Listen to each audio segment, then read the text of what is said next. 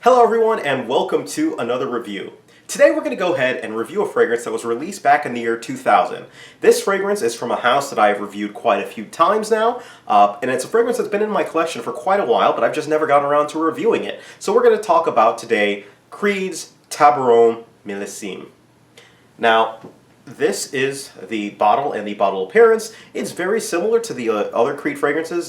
This is the 4-ounce bottle. It comes in 4-ounce, 2.5 ounce. This one's going to run you about $370 retail. So it's got a pretty good price point on it. The 2.5 ounces is going to run you $305 retail, and it goes up to sizes of I think 8 ounces and 16 ounce flacons. So you can look around for it, but it's going to be a pretty penny most likely. The best bang for your buck is going in on a split of somebody who's buying a flacon and a whole bunch of people put in for it. But either way, I do have the 4-ounce bottle.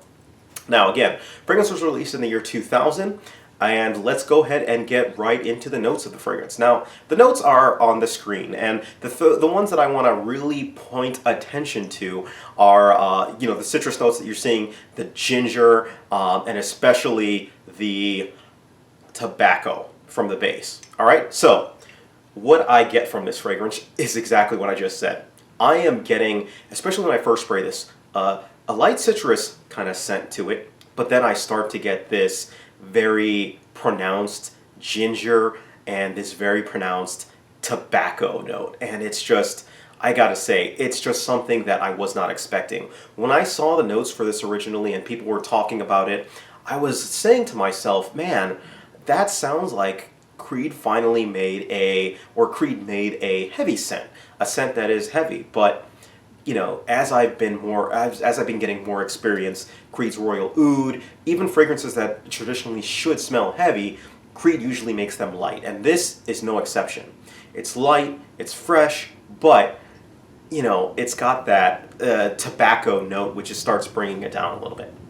Now, this is not a linear fragrance. It changes over time, and as you start to move, as it starts to kind of develop on your skin, you start to get a little bit more of the leather. At first, I did not detect leather at all in this scent. About 3 hours into it, I start getting a little bit more leather. It starts coming on a little bit more, but the fragrance still remains fresh throughout the entire scent. The first image that kind of pops into my mind smelling this and putting it on is a gentleman. This is a gentleman's scent. It's a scent that is meant, and I feel meant to be worn by a person with it, wearing a suit. It doesn't really fit other circumstances for that. So, for the occasion, to me, this is a work occasion scent. At best, maybe a upscale scent, that you can kind of wear, but it doesn't really have much in the attraction. It's more something that that fits your personality and that fits what you're wearing. This goes excellent for something like that. I go about 3-4 sprays with this one. And again, work fragrance. The good thing about this one is it's not bound by season. So this has the strength to last or to project through the winter as it does to kind of sit well with you with the warmer weather or with summer weather, if you will. So it's not one that's bound by that. But again, the only scenario I can really think of this one is a work, because this is a gentleman's scent, like I said. And consequently, I don't think it's meant for anyone under the age of 25. I think under 25, you're really kind of pushing it. But again, just my opinion. If you manage to pull it off, by all means, go ahead. So, if I start to look at compliments for this scent, didn't receive a single one ever wearing this one, which is kind of surprising to me. I thought I received one before, but no, I don't think I've ever gotten a single compliment wearing this one. And when I ask people what they think of it, they think that it smells good, but it doesn't wow them. So it's not something that they're just kind of like, yeah, that smells good. They don't think it smells bad, and I've never heard anyone say that it smells bad, but not a compliment getter, and it's not something that's going to draw people with you.